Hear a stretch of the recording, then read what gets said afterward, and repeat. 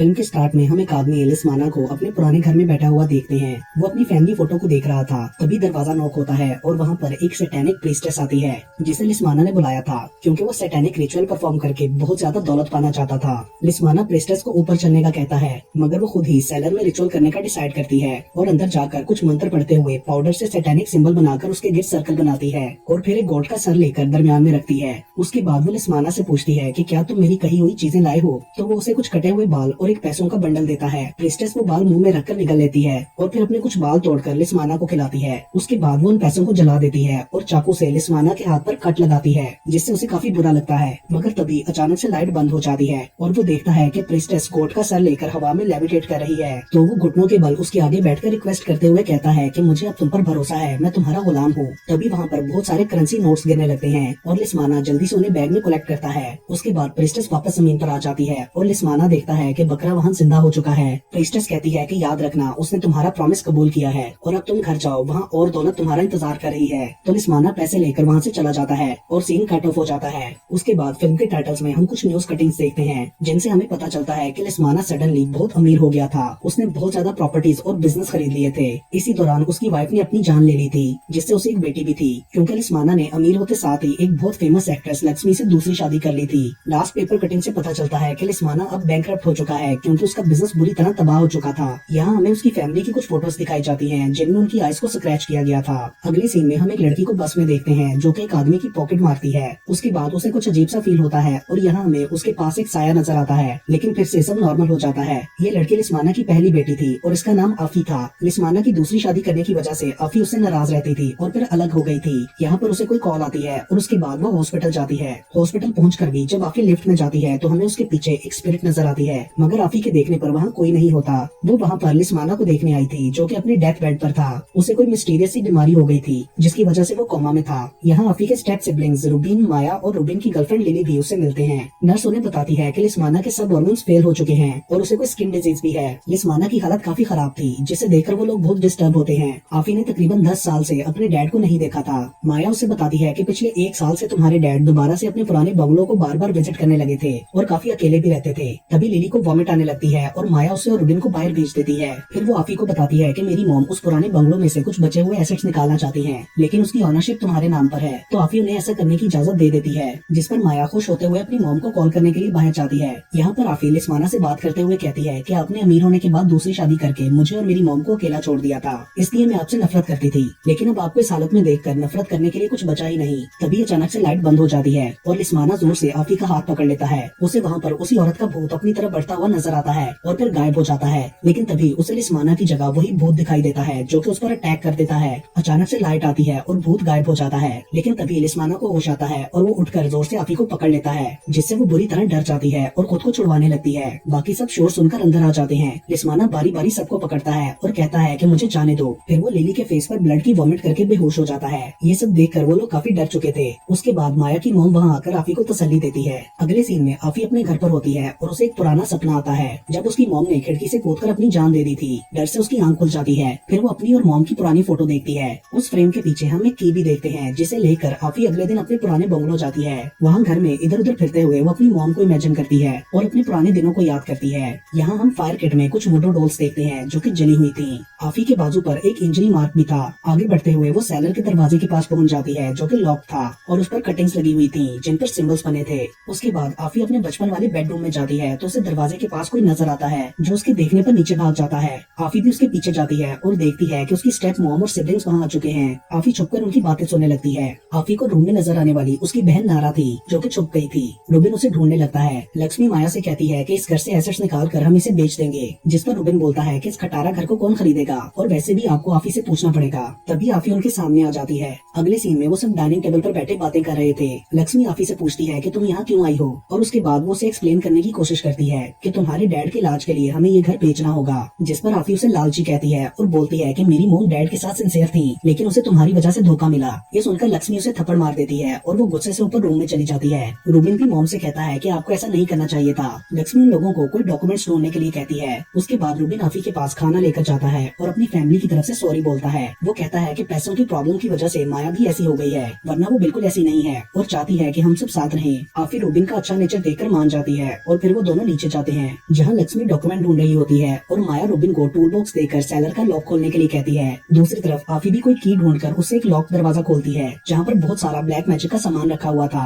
वहाँ उसे अपनी एक फोटो भी मिलती है। उधर माया ने दरवाजे पर लगे सब पेपर्स हटा दिए थे और रूबिन भी वो दरवाजा खोल लेता है, जिसके खुलते ही अंदर से हवा टाइप कोई चीज बाहर निकलती है जिसका आफी को भी एहसास होता है। फिर वो चीज हमें हॉस्पिटल में लिस्माना के पास जाती हुई फील होती है और उसके वाइटल्स ठीक होने लगते हैं। फिर उसके मुंह से बहुत सारे बाल निकलते हैं जो कि उसके गले से लिपट जाते हैं और यहाँ बहुत ही बुरी तरह से उसकी मौत हो जाती है। उधर लक्ष्मी, रूबिन और माया बेसमेंट में जाने की कोशिश करते हैं। तभी आफी वहाँ आकर उन्हें रोक देती है और बोलती है कि इस जगह पर कुछ गलत है, हमें यहाँ से चलना चाहिए। लेकिन लक्ष्मी उल्टा उस पर गुस्सा होने लगती है। अचानक नारा लक्ष्मी को पीछे की तरफ इशारा करती है। उसे बेसमेंट से कुछ चीज आती हुई नजर आती है। वो कोई डिमोनिक स्पिरिट थी जिसने लक्ष्मी का पाँव पकड़ लिया था और इससे पहले कि वो कुछ समझ पाते स्पिरिट लक्ष्मी को खींचकर बेसमेंट में ले जाती है। आफी और रूबिन उसे पकड़ने की बहुत कोशिश करते हैं मगर वो लक्ष्मी को नहीं बचा पाते। माया भी लक्ष्मी के पीछे जाना चाहती थी। अंदर से अजीब सी आवाजें आ रही थी और तभी अचानक से लक्ष्मी बेसमेंट से निकलकर माया पर जंप कर देती है। उसके मुंह से ब्लड निकल रहा था और वो पोजेस हो चुकी थी। फिर वो माया का बाजू पकड़कर काटने लगती है। आफी माया को बचाने के लिए हथौड़ी से लक्ष्मी को मार देती है, लेकिन क्योंकि वो पोजेस थी इसलिए हथौड़ी को निकालकर दोबारा उठ जाती है। वो सब बुरी तरह डर चुके थे।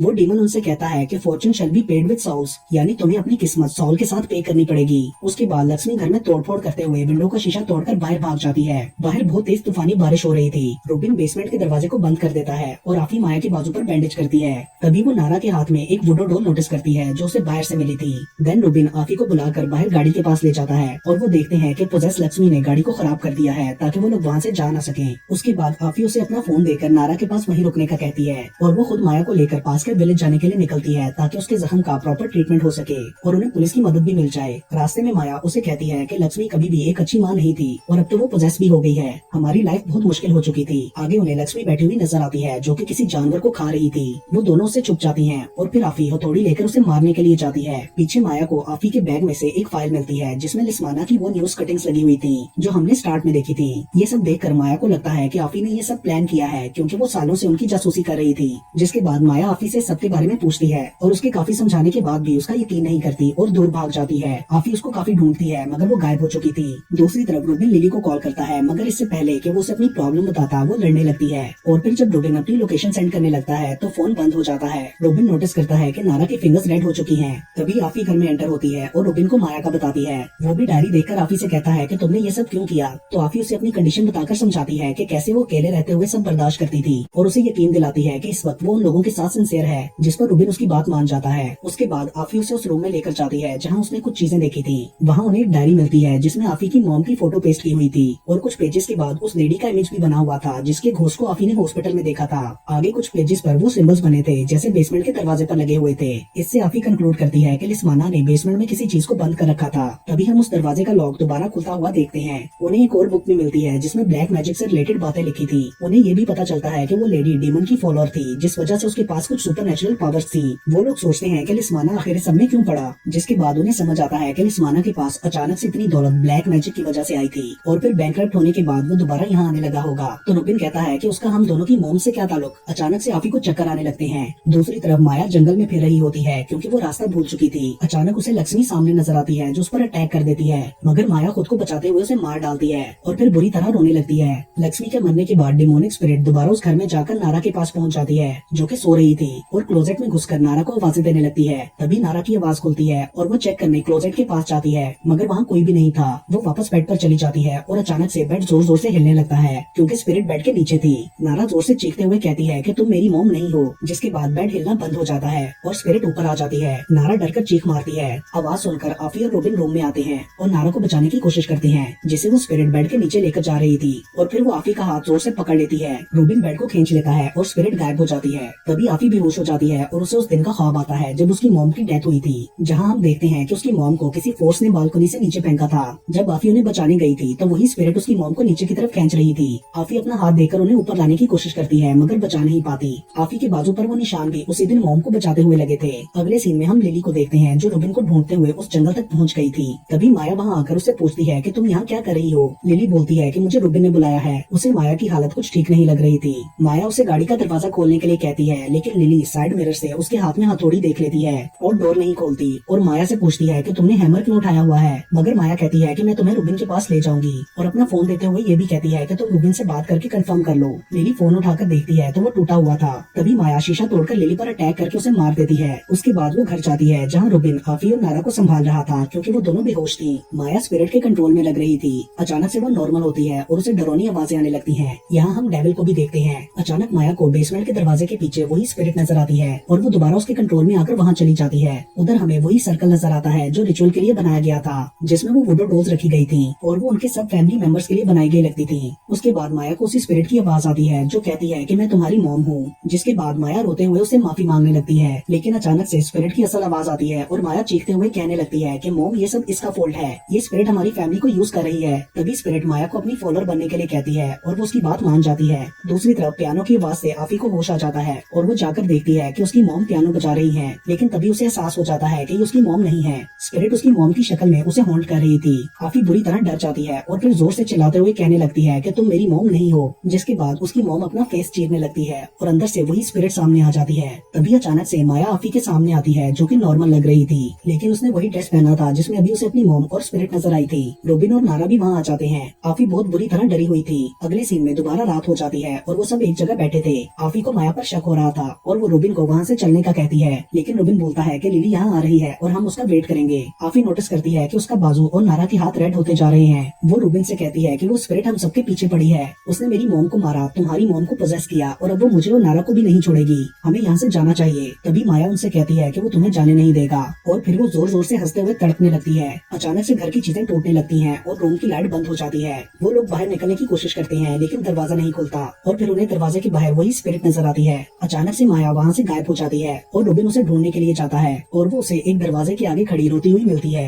रूबिन उसके पास जाता है तो अचानक माया की शक्ल उस स्पिरिट में बदल जाती है और वो रूबिन पर अटैक करने के लिए उसकी तरफ बढ़ती है। रूबिन उसे रूम में बंद कर देता है। तभी उसे पीछे बैठी माया नजर आती है जो कहती है कि डेविल को आफी और नारा चाहिए। उसके हाथ में वुडो डॉल्स भी थी। रूबिन उसे वहाँ से ले जाने लगता है तो वो बताती है कि मैंने मॉम को और लिली को मार दिया है। फिर वो उसे डेविल दिखाते हुए कहती है कि मैं उसके पास जा रही हूँ, तुम भी मुझे ज्वाइन करो, हम आफी और नारा को उसे दे देंगे। तो रूबिन उसे मना करता है और उसे होश में लाने के लिए थप्पड़ मारता है। जिसके बाद माया गुस्से से रूबिन की वुडो डॉल को तोड़ते हुए उसे भी मार देती है। रूबिन मरने से पहले आफी और नारा को वहाँ से जाने के लिए कहता है। वो उसे मरता देखकर बुरी तरह डर जाती है। उसके बाद माया नारा की डॉल के थ्रू उसे बेसमेंट में बंद कर देती है। फिर वो आफी की डॉल को हवा में ऊपर नीचे करती है तो उसके साथ भी सेम वैसा होता है और वो नीचे गिरकर बेहोश हो जाती है। जब आफी को होश आता है तो वो खुद को बेसमेंट में पाती है जहाँ उसे विजन आता है कि लिस्माना और प्रीस्टेस रिचुअल परफॉर्म कर रहे हैं। प्रीस्टेस लिस्माना से पूछती है कि क्या तुम वो चीज लाए हो, जिस पर वो बोलता है कि मैं ऐसा नहीं कर सकता, आफी मेरी बेटी है। एक्चुअली प्रीस्टेस ने आफी के बाल मंगवाए थे लेकिन लिस्माना किसी और के बाल दे देता है, जिनको सूंघते ही प्रीस्टेस उसके धोखे को समझ जाती है और उस पर गुस्सा करती है, मगर वो उसे चाकू से स्टैब कर देता है। यहाँ हमें ये भी पता चलता है कि पहली दफा जो बाल लिस्माना ने उसे दिए थे वो आफी की मॉम के थे,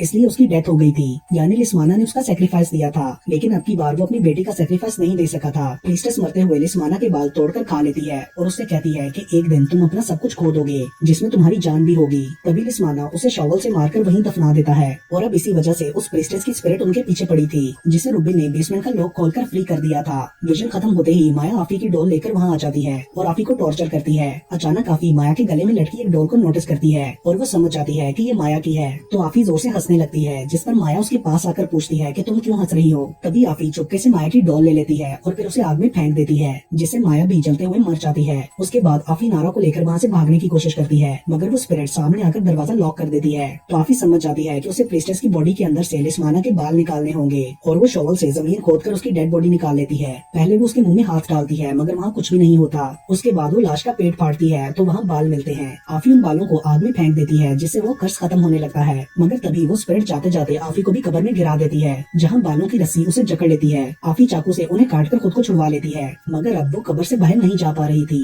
कब्र में पानी भर रहा था और आफी बेहोश होती जा रही थी। अचानक उसे अपनी मॉम की स्पिरिट नजर आती है जो अपना हाथ देकर आफी को ऊपर खींच लेती है। बाहर निकलकर उसे पता चलता है कि वो हाथ नारा का था जिसने उसे बचा लिया था। उसके बाद दोनों उस घर से बाहर निकल जाती हैं और इसके साथ ही ये मूवी यहीं पर खत्म हो जाती है।